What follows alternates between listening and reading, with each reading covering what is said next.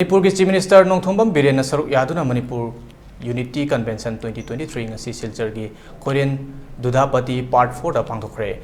All Assam Manipur Youth Association Amyana Nikhil Bisu Priya Manipur Mahasabhaga Kusamnaduna Sinkiba Thoromaduda Manipur dagi yauna Assam gi Maitai Chakayana Saruk Yakiba Thoromaduda Manipur da thokliba irang asigi matangda khannabaga loinana Maitai Pangal amadi Manipuri Bisnu Priya Singhi Oiba Unification Movement gi matangdasu khanagani hairi.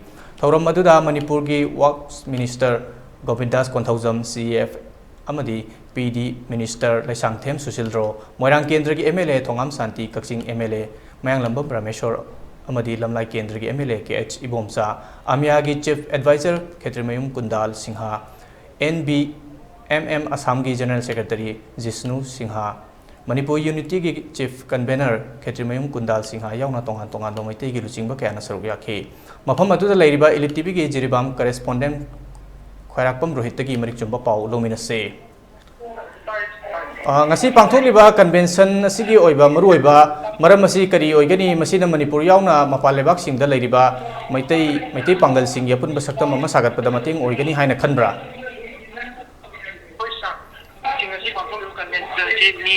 Sarum the Jiba Mandaki, Timina, Manipur, Chiki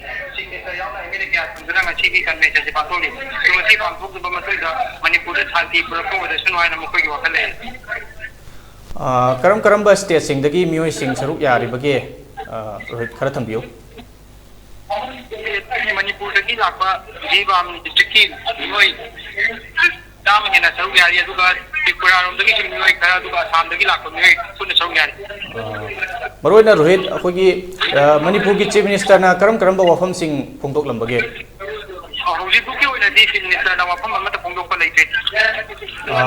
Makata na Pungtoka ni have Magi, Hosi Wangang Bagi, Tanza Pangdri Bara Kamai Toge.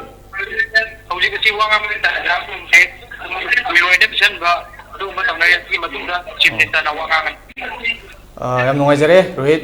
Thank you so much. Makata Pau, Lozarake, Lengdan review. Thank you so much.